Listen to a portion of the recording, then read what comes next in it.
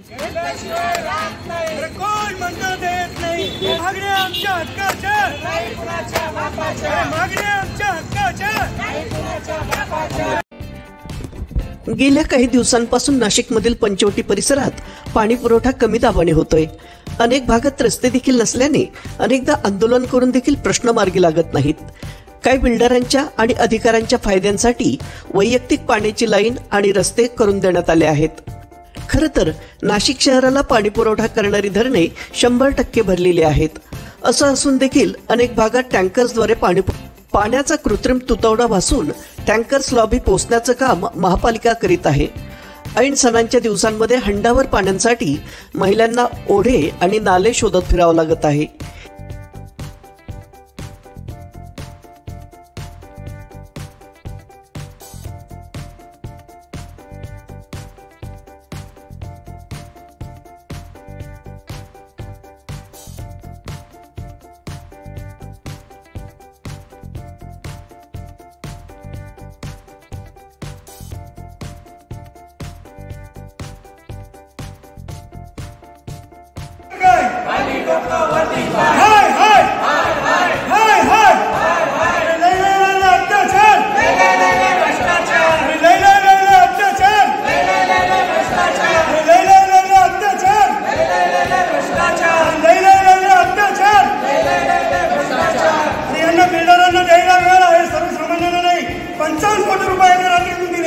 सर्वसामान्य नागरिक एक हंडाभर पाण्यासाठी यांच्याकडे याचिका करताय।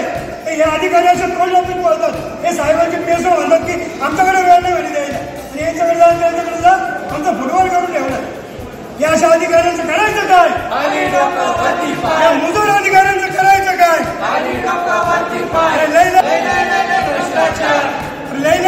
अत्याचार। परिणामी काही काळ तणावाचे वातावरण निर्माण झाले होते। ओमनगर, विद्यानगर, वडजाई माता नगर, महालक्ष्मी नगर, समर्थ नगर, महादेव बाग, महापालिका कॉलनी, अनुसया नगर येथील पिण्याच्या पाण्याचा प्रश्न मार्गी लावावा।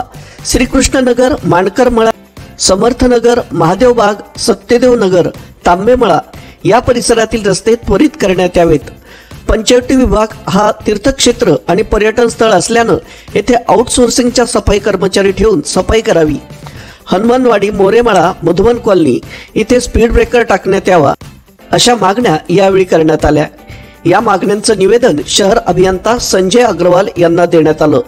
व्हीजेएनटीचे जिल्हाध्यक्ष राजू धोत्रे, हाजी मोहयुद्दीन शेख, गणेश धोत्रे, भारती चित्ते, बाळासाहेब मोरे, रंजना पगार, ताराबाई निकम, धनश्री भवर, रंजना तांदळे, दीपाली केदार, मीना पोहेकर, अनिता साळुंके, बन्सीलाल भागवत, प्रमिला शिंदे, सुनीता खैरनार, छाया शेजवळ आदी उपस्थित होते। सप्रेम मराठी ब्युरो, नाशिक। स्मार्ट होऊ बघताय, स्मार्ट सिटीसाठी लाखो रुपये करोडो रुपये खर्च केले जात आहेत, परंतु पंचवटीकरांची, नाशिककरांची अशी मागणी आहे की धरण उशाला आणि कोरड घशाला अशी परिस्थिती नाशिककरांची झालेली आहे।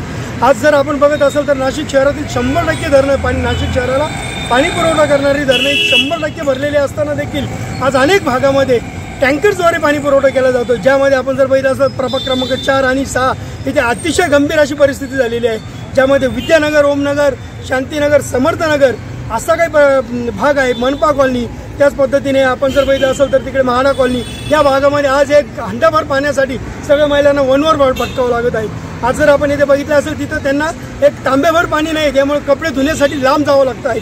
कुठेतरी नाला, ओढ्याची बाजू घेऊन तिथे जाऊन ते आपले कपडे धुत आहेत आणि आज त्याचं प्रतिकात्मक आंदोलन म्हणून आज आम्ही इथे महानगरपालिकेसमोर आमचे धुणे भांडे करून आंदोलन केलेलं आहे। दुसरी मागणी अशी आहे की गेल्या अनेक दिवसापासून या भागामध्ये श्रीकृष्णनगर असेल किंवा मानकरमाळा असेल, समर्थनगर असेल अशा भागांमध्ये अनेक लोक रहिवासी राहत आहेत आणि त्यांचे डेव्हलपमेंट चार्जेस भरलेले आहेत, अनेक वर्षांपासून राहत आहेत। अनेकदा तिथं जाण्यासाठी रस्त्यांची व्यवस्था नाही, लहान मुलांना लांब सोडून त्यांना शाळेत जायला स्कूल बस येत नाही, त्यामुळे 2-2, 3-3 किलोमीटर शाळेसाठी त्यांना लांब पायपाट करीत जावं लागतं आहे।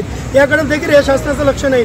या शासनाच्या मुजोरीसाठी आम्ही इथे आंदोलन केलेलं आहे, या मुजोरीच्या विरोधात आंदोलन केलेलं आहे। यांनी काही जे कॉन्ट्रॅक्टर असतील किंवा काही बिल्डर लॉबी असेल यांचं हित जोपासण्यासाठी यांनी ज्या भागामध्ये लोकवस्ती अद्याप झालेली नाही अशा भागामध्ये रस्ते टाकलेले आहेत। आणि आता नवीन काही पेपरला बातम्या वाचल्या तर ज्या भागामध्ये लोक राहत नाही अशा भागामध्ये रस्ते प्रस्तावित आहेत, परंतु ज्या भागामध्ये अनेक दिवसापासून लोक राहत आहेत तिथे अद्यापही रस्ते झालेले नाही. या रस्ते आणि पाण्यासाठी आज आम्ही राष्ट्रवादी काँग्रेस पार्टी ऑफिस सेलच्या वतीने राजीव गांधी भवनसमोर आंदोलन करीत आहोत.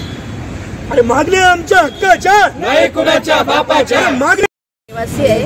माझी मुलगी स्पेशल चाइल्ड आहे आणि स्पेशल चाइल्ड असल्यामुळे ती रस्ता खराब असल्यामुळे अत्यंत घाबरते. आमची बस साधारणतः तिला 1.5 किलोमीटर आम्हाला बाहेर सोडायला यावं लागतं, कारण घरापर्यंत बस येऊ शकत नाही. तसेच पाणी इतकं कमी येतं की हंडाभर सुद्धा पाणी आम्हाला मिळत नाही. रस्त्याची अवस्था तर अत्यंत बिकट आहे.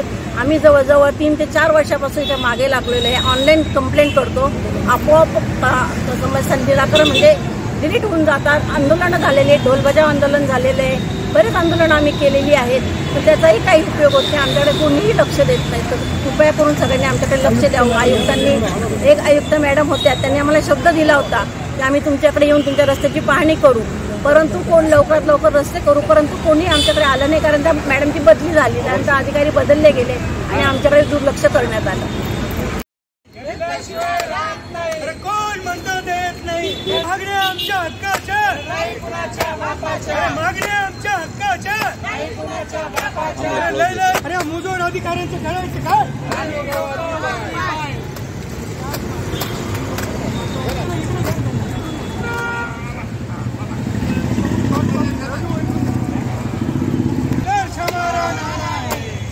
जीना है तो मरना सीखो.